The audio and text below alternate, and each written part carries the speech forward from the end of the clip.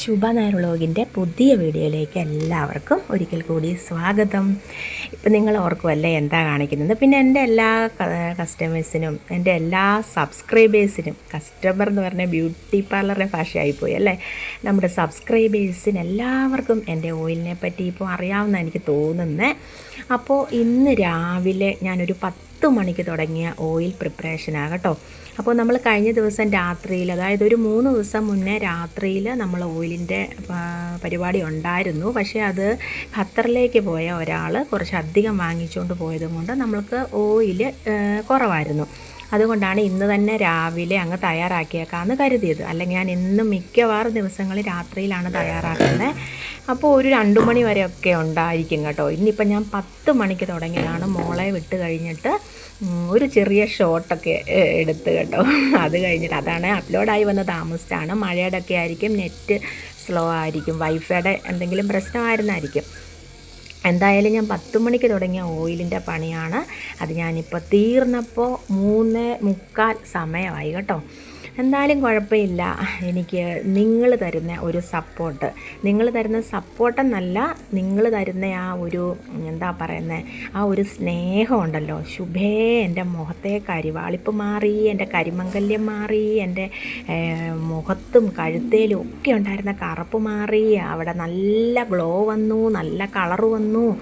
ഇങ്ങനെ ആ ഒരു പറയുന്ന ഒരു ഒരു ഒരു ഒരു എന്താ അതിന് പറയുന്നത്, ആ ഒരു സന്തോഷമാണ് എനിക്ക് കേട്ടോ. ഈ ഓയിൽ ഒന്നിരിക്കുക പോലും ചെയ്യാതെ ഇളക്കി ഇളക്കി ഇളക്കി, ഞാൻ ആരെയും എൻ്റെ ഓയിലിനടുത്തോട്ട് ഞാൻ അടുപ്പിക്കത്തില്ല കേട്ടോ. എൻ്റെ ഹസ്ബൻഡിനെ പോലും ഞാനൊന്നും പറയാനും സമ്മതിക്കത്തില്ല. അടുത്ത് ഞാൻ ഓയിലുണ്ടാക്കുമ്പോൾ നിർത്തത്തില്ല കേട്ടോ. ഞാൻ കസേരയൊക്കെ എടുത്തുകൊണ്ട് വരും കേട്ടോ, ഇരുന്നിട്ട് കുറച്ച് നേരം ഇരിക്കണം എന്നോർത്ത്. പക്ഷേ എനിക്ക് പറ്റത്തില്ല. ഞാൻ അതുപോലെ ഓയിലിൻ്റെ ഉരുളി അടുപ്പയിലോട്ട് വെച്ചാൽ പ്രാർത്ഥിച്ച് പൈസ ഒഴിഞ്ഞ് വെച്ച് എല്ലാവർക്കും ഇതുകൊണ്ട് ഗുണമാകണേ, ഇത്രയും നാൾ ഗുണം തന്ന പോലെ എന്ന് പ്രാർത്ഥിച്ച് ഞാൻ വെക്കും കേട്ടോ. പിന്നെ എന്നോട് ഒരുപാട് ചേച്ചിമാരിപ്പോൾ പറയുന്നുണ്ട്, ശുഭേ, നമ്മുടെ ആയുർവേദ, നമ്മുടെ ഹെർബൽ പ്രോഡക്റ്റ്സ് എല്ലാം ഇട്ട് ഉണ്ടാക്കുന്ന ഈ ഒരു മിറക്കിൾ ഓയിൽ എന്നാണ് എല്ലാവരും പറയുന്നത്. ഈ ഒരു ഓയിൽ നമ്മുടെ സാധാ ആയുർവേദ ഷോപ്പുകളിൽ എങ്ങനെയാണെന്ന് ചോദിച്ചാൽ, അവർ തരുന്ന സാധനം നല്ലതായി കുറേ ആൾക്കാരുടെ കയ്യിൽ എത്തിപ്പെട്ടു എന്ന് കഴിഞ്ഞാൽ അവരതിനകത്ത് മായം ചേർക്കുകയും ഒക്കെ ചെയ്യും. ശുഭ, ഓയിലിനകത്ത് ഒന്നും ചേർക്കല്ലേ കേട്ടോ എന്നോട് കുറേ ചേച്ചിമാർ പറയുന്നുണ്ട് കേട്ടോ. അവരൊരു പക്ഷേ എന്താണ് അങ്ങനെ പറയുന്നതെന്ന് ഞാൻ ഓർക്കും. പക്ഷേ അവർക്ക് എന്തെങ്കിലും അങ്ങനെ ഒരു ഇത് വന്നിട്ടുണ്ടായിരിക്കാം, അതുകൊണ്ടായിരിക്കും അവർ പറയുന്നത്. പിന്നെ കെമിക്കലൊന്നും ചേർക്കാതെ നമുക്ക് ക്രീംസൊക്കെ നമ്മൾ എന്തോരം സൺസ്ക്രീൻ ലോഷന്, അതുപോലുള്ള എല്ലാ ക്രീമുകളും, ഫെയർനെസ് ക്രീംസ് എന്തോരം ഉണ്ട്, ഏത് തരം ഉണ്ടല്ലേ. ഇതിനകത്തൊക്കെ പറയുവാണെങ്കിൽ കെമിക്കലല്ലേ നമ്മൾ മുഖത്തെല്ലാം തേക്കുന്നത്. ഈ ഒരു ഓയിലെന്ന് പറഞ്ഞാൽ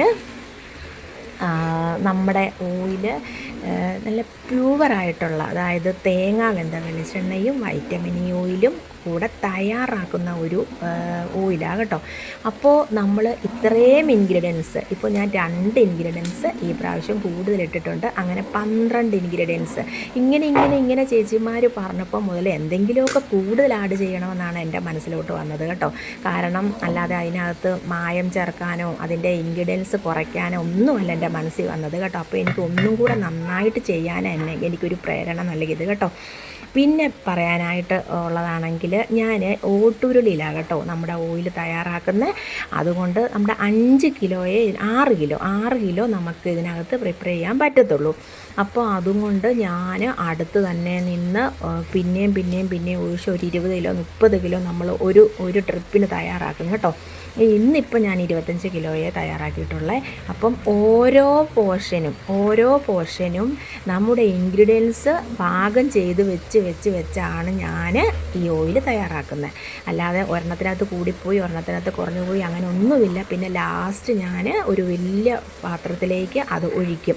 എല്ലാവരും എൻ്റെ അടുത്ത് ചോദിക്കും, എൻ്റെ ബന്ധുക്കളൊക്കെ ആണെങ്കിലും ചോദിച്ചിട്ടുണ്ട്, ശുഭേ, നിനക്ക് വലിയൊരു അലുമിനിയത്തിൻ്റെ പാത്രം വാങ്ങിക്കത്തില്ലേ, ഒരു 20-25 കിലോ വലുപ്പമുള്ള, അങ്ങനെയാണെങ്കിൽ ഒരു പ്രാവശ്യം ഇട്ടങ്ങ് ഇളക്കി ഉണ്ടാക്കിയാൽ പോരേന്ന് ചോദിക്കും. പക്ഷേ എനിക്ക് നമ്മുടെ ഹെയർ ഓയിലാണെങ്കിലും, നമുക്ക് ഹെയർ ഓയിലില്ല, ഞാൻ മുന്നത്തെ ഇപ്പോഴത്തെ കാര്യമാണ് പറഞ്ഞത് കേട്ടോ. ഞാൻ നിങ്ങൾക്കൊന്നും തന്നിട്ടില്ല. ഞാൻ ഉണ്ടാക്കുന്ന ഒരു ഹെയർ ഓയിൽ ഉണ്ടായിരുന്നു. അതാണെങ്കിലും എന്താണെങ്കിലും ഓട്ടുരുളിയിൽ ഉണ്ടാക്കുന്ന അത്രയും ഗുണം നമുക്ക് എവിടെയും കിട്ടത്തില്ല. സ്റ്റീലിൻ്റെ പാത്രത്തിലൊക്കെ ഉണ്ടാക്കിയെടുത്താൽ നമുക്ക് അത്രയും ഗുണം കിട്ടത്തില്ല. നമുക്ക് എപ്പോഴും സ്കിൻ കെയർ ഓയിലാണേലും ഹെയർ ഓയിലാണേലും ഒക്കെ അത് ഓട്ടുരുളിയിൽ ഉണ്ടാക്കിയെടുക്കുക കേട്ടോ, ഗുണമേറുന്ന. പിന്നെ നമ്മുടെ ഓയിൽ ഇപ്പോൾ ഒരുപാട് പുതിയ ആൾക്കാർ വന്നിട്ട് ശുഭയാണ്ട് ആൻറ്റി പറഞ്ഞിട്ടാണ്, അല്ലെ ഒരു ഫ്രണ്ട് പറഞ്ഞിട്ടാണെന്നും പറഞ്ഞ് ചോദിക്കുന്നവർ ഓയിൽ കൈ കിട്ടിക്കഴിയുമ്പോൾ എൻ്റെ അടുത്ത് പറയാറുണ്ട്, ഇതിനകത്ത് എങ്ങനെ യൂസ് ചെയ്യും, ഉപയോഗക്രമം പറഞ്ഞിട്ടില്ലല്ലോ ശുഭയെന്ന് വിളിക്കും ഉടനെ. അപ്പോൾ ഉപയോഗക്രമം ഞാൻ ഒന്നും കൂടെ പറയാം. വെയിലില്ലാത്ത സമയങ്ങളിലാണെങ്കിൽ, അതായത് നമ്മൾ ഇപ്പോൾ മഴക്കാലമാണല്ലോ, ഇപ്പോൾ എപ്പോൾ വേണേലും ഓയിൽ തേക്കുന്നതിന് കുഴപ്പമില്ല കേട്ടോ. അല്ലാത്ത വെയിലുള്ള ടൈമുകളിലാണെങ്കിൽ രാവിലെയും വൈകിട്ടും മാത്രമേ നമ്മുടെ ഓയിൽ തേക്കാവുള്ളൂ. മസ്റ്റായിട്ടും പയറുപൊടി ഇട്ട് കഴുകിക്കളയണം. ട്രൈ ടു നോർമൽ സ്കിന്നാണെങ്കിൽ പയറുപൊടി ഇട്ടും, ഓയിലി സ്കിന്നാണെങ്കിൽ കടലമാവിട്ടും തീർച്ചയായിട്ടും കഴുകിക്കളയണമെങ്കിൽ മാത്രമേ ഇതിൻ്റെ പൂർണ്ണ ഗുണം നിങ്ങൾക്ക് കിട്ടത്തുള്ളൂ. പിന്നെ നമ്മുടെ കഴുത്തേൽ, കയ്യിലെ മുട്ടിൽ, കൈയുടെ മുട്ടിലുണ്ടാകുന്ന കറുത്തപാട്, കഴുത്തേലുണ്ടാകുന്ന കറുത്തപാട്, പിന്നെ നമ്മുടെ മുഖത്തെല്ലാം ഉണ്ടാകുന്ന ചെറിയ കറുത്ത പാടുകൾ, മൂക്കിൻ്റെ 2 സൈഡിലെ ഡ്രൈനസ്, കണ്ണട വെച്ച പാടുകൾ, കരിമംഗല്യം, അതാണ് ഒരുപാട് ജനങ്ങളുടെ കരിമംഗല്യം എൻ്റെ ഓയിലും കൊണ്ട് മാറിയിട്ടുണ്ട്.